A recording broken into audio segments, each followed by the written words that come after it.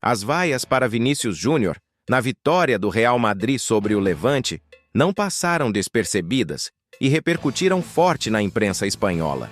O jornal Mundo Deportivo foi direto ao ponto. Classificou o momento de Vini como uma situação limite no clube merengue. Mais do que um episódio isolado no Santiago Bernabéu, o que está em jogo agora é o futuro do brasileiro. Vinícius tem contrato até 2027, mas a renovação ainda não aconteceu. E essa indefinição começa a pesar, tanto dentro quanto fora de campo. Para a mídia espanhola, o cenário é delicado. De um lado, um jogador decisivo, jovem e com enorme mercado. Do outro, a pressão da torcida, as cobranças constantes e a falta de um acordo para garantir sua permanência a longo prazo.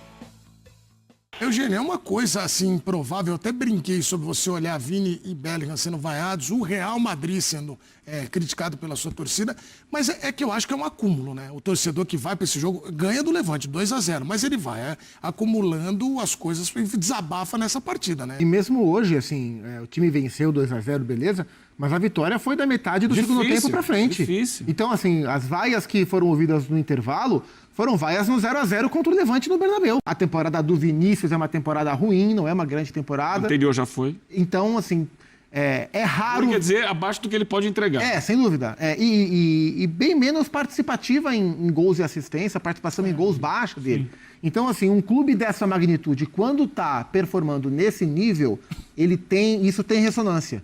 E aí vira uma bola de neve. A crise já existe e esse ambiente negativo piora o que já está acontecendo. Então tem que ter sabedoria para assimilar e sair disso. E quando você fala do Vini, desculpa, só para também emendar, já seguiu esse assunto, que eu acho que o cara, as pessoas que estão em casa, né, e o fã de esportes, quando ele olha para o Real, é como o Zupa falou, tem o Zupa que falou dos torcedores do Real Madrid. Sim. Mas tem muita gente que está de olho no Real Madrid para ver o desempenho desse cara aqui, ó, do Vini Júnior. Porque eu tenho certeza que as pessoas que acompanham o Vini Júnior querem saber como ele vai chegar na Copa do Mundo.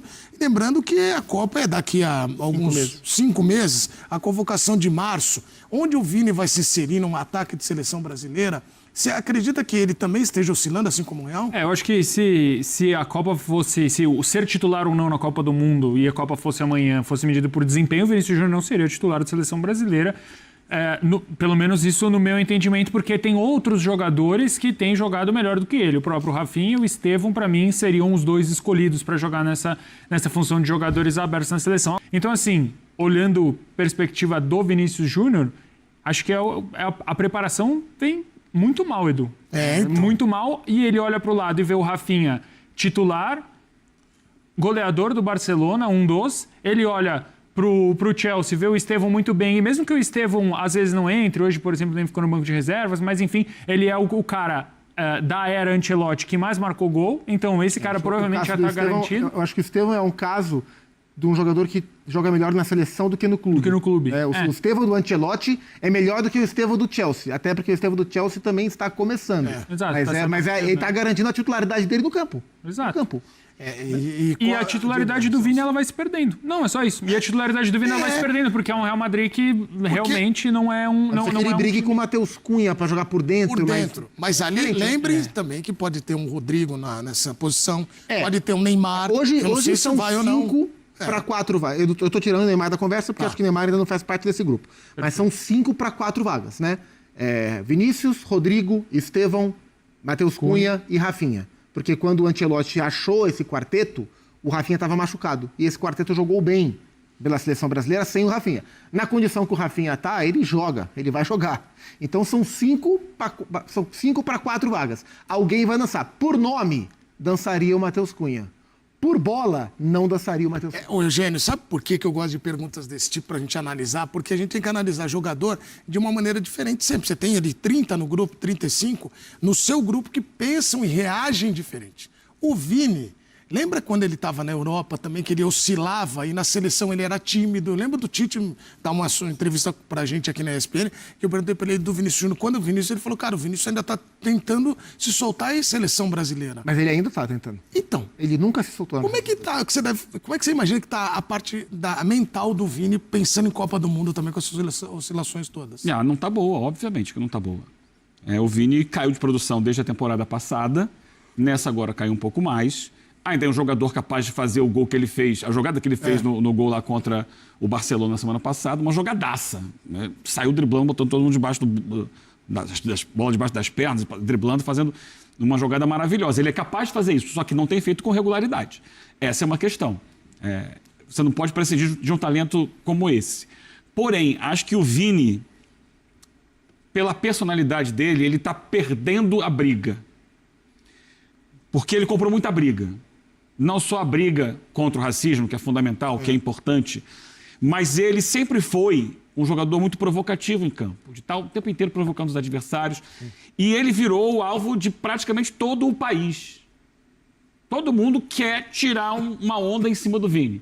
Quer provocar o Vini para desestabilizá-lo emocionalmente. E ele cai. O último caso foi lá na Supercopa, o Simeone ficou ali no ouvido dele, depois pediu desculpa, mas depois já era. O que importa para ele é o momento ali, é tirar o jogador do equilíbrio. E o Vini perdeu isso. Ele não é mais um jogador... Primeiro porque ele caiu de produção. Se estivesse jogando muito, teria mais respeito. Uma vez que não joga tanto, perde um pouco do respeito. E depois porque é um sozinho brigando contra milhares. E por mais que ele bata, ele acaba perdendo porque não há apoio a ele, ao jeito dele de ser e à causa dele contra o racismo. Vou somar isso. Eugênio, não misture. Misturo. Relacionamento pessoal dele. É complicado. Porque uma figura controversa, é uma questão que envolve também patrocínio pessoal dele. Né? Ele, na semana que anuncia o namoro, lança uma campanha publicitária associada a namoro. Até que ponto é uma jogada de marketing ou não é? Até que ponto esse envolvimento dele atrapalha na concentração dele dentro de campo? Até que ponto ele está focado no futebol dele? A gente tem que esperar para ver. E a gente já viu comportamentos extracampo afetarem a carreira, por exemplo, do Neymar. E eu acho que talvez corra o risco até do próprio Lamine Yamal ir por esse caminho também, que também tem comportamentos fora de campo que são diferentes, como foi com o Ronaldinho Gaúcho e tantos outros jogadores. Mas ficando mais dos brasileiros, eu temo que isso também atrapalhe o desempenho físico e técnico dele e a concentração dele nos jogos. Ele não é um jogador de 2 anos atrás. O nível de estabilidade emocional é menor. Eu acho curioso porque... eu vejo, eu não sei até que ponto essa relação de fato existe, mas é a impressão que eu tenho, que a estabilidade emocional do Vini está muito ligada ao nível de performance dele. Por exemplo, quando ele estava ali convivendo, semana sim, semana também, com os atos de racismo contra ele, com os crimes que eram cometidos contra ele, dentro e fora de campo do futebol espanhol, naquele instante, ele estava vivendo um momento técnico muito bom. Ele era o melhor, ou um dos melhores jogadores do mundo. E eu acho que essa regularidade dentro de campo dava a ele muita força para suportar o que ele suportou. Inclusive, a gente elogiou aqui na época como o Vini conseguiu levantar a cabeça e enfrentar toda aquela onda terrível de racismo contra ele, batendo de frente com quem tiver que bater, jogando muito, sambando na cara dos outros, comemorando os gols bonitos que ele fazia, respondendo em campo. Então, a boa fase que ele vivia ali deu muita força para ele suportar um momento que era muito fácil de ele ter se perdido emocionalmente, porque era um momento muito difícil. Mas em outros momentos, teoricamente mais fáceis de serem suportados, ele se mostrou instável emocionalmente. Na seleção brasileira, e época da Copa América do Dorival Júnior ali, que ele me parecia muito irritado, e até antes disso, eu acho, muito irritado com a dificuldade que ele vinha encontrando de ser o protagonista que todo mundo esperava e que ele também esperava que ele fosse da seleção brasileira. E parecia muito uma cobrança dele com ele, sabe? Ele, naqueles jogos, sei lá, contra Paraguai, sei lá, quem que ele era marcado por 2-3 e ele não conseguia, e ele ficava pé da vida. Ali eu vi uma instabilidade decorrente da dificuldade de performance. E agora, de novo, uma temporada de oscilação e ele se mostra emocionalmente mais instável, muito mais irritadiço diante da performance ruim. Então eu tenho visto essa relação. Quando ele está bem em campo, ele se mostra muito forte de cabeça. como na época dos atos de racismo, que aquilo era muito fácil ele ter se perdido ali. E que continua acontecendo. Aconteceu Sim, na quinta-feira, agora, lá no jogo com o Albacete. Sim. E que teve muito menos percussão do que já teve antes. Agora, sim. Eu fico pensando, né, depois do comentário dos companheiros, será que o Vinícius Júnior ainda não está pronto para ser o protagonista? E tá tudo bem? Por ele ter 25 anos de idade. Talvez ele nunca esteja pronto. Talvez o Vinícius Júnior não seja. Ele já foi na última Copa. Ele foi protagonista do Real Madrid. Da seleção brasileira. Do Real Madrid. Eu acho que ele nunca foi um grande protagonista do Real Madrid. Ele já teve, talvez, ele a foi chance, o melhor jogador do Real Madrid. Mas eu acho que ele dividia muito... contra o Liverpool, não? Sim, mas eu acho que ele dividia muito essa responsabilidade com outros caras que eram tão grandes quanto ele, ou até às vezes maiores dentro do clube, e o Vinícius Júnior era um grande jogador ali para aquele contexto. Tinha Benzema, tinha Kroos, tinha Casemiro, enfim, tinham vários bons jogadores. Um time, mas o jogador apontado para ser o melhor do mundo e eleito no prêmio da FIFA foi ele. Sim, mas... Ele foi o protagonista do time. Não, eu concordo, mas assim... eu acho que ele carregasse o time nas costas. Não é simplesmente protagonismo de ser o melhor jogador que eu tô falando, é o protagonismo do peso, foram embora, o Neymar não está na seleção, você é o protagonista. Na seleção ele nunca teve esse papel.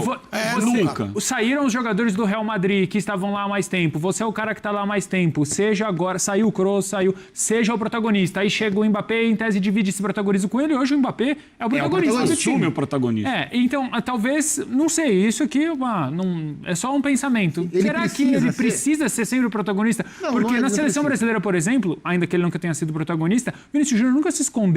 Ele nunca jogou mal por omissão. Foi por tentar demais. Ele pega a bola e vai pra cima de 2, 3 caras. A seleção tem um ponto que, assim, a seleção, depois que o Neymar apagou, né, de 2022 para cá, que as lesões tiraram o Neymar da conversa, a seleção brasileira, que sempre buscou um protagonista para chamar de seu, especialmente de Romário para cá, né? Romário, Ronaldo, Ronaldinho, depois Neymar, precisou ainda mais de um protagonista porque o trabalho não existiu, né? Foi uma zona e esculhambaram a seleção brasileira. E quando não há um trabalho coletivo, você precisa muito que alguém seja um protagonista.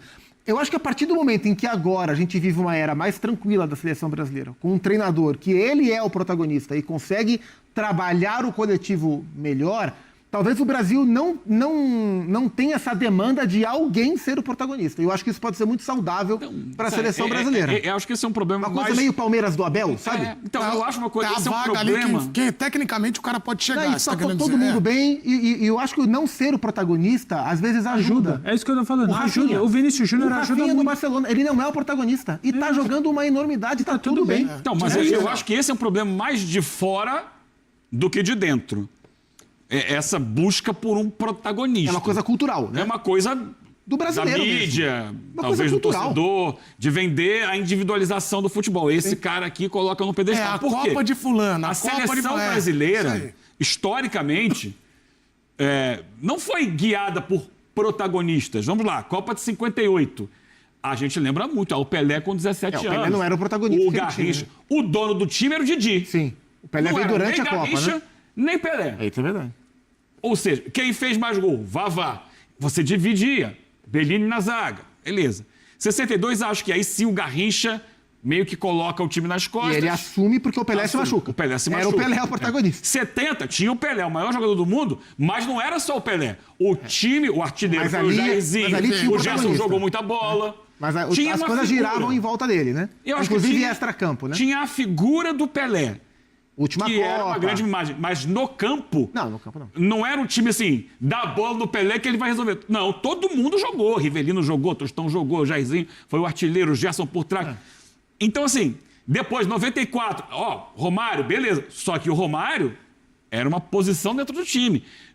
Você tinha o Bebeto com ele. Não, você tinha mas o tinha Branco, a figura. foi importante. O holofote estava em um. Tá. E isso ajudou os outros, Mas inclusive. tudo foi muito dividido por todo mundo. Sim. 2002, muita gente questiona até hoje. O Ronaldo foi o craque, não sei o quê. Pô, mas e o Rivaldo?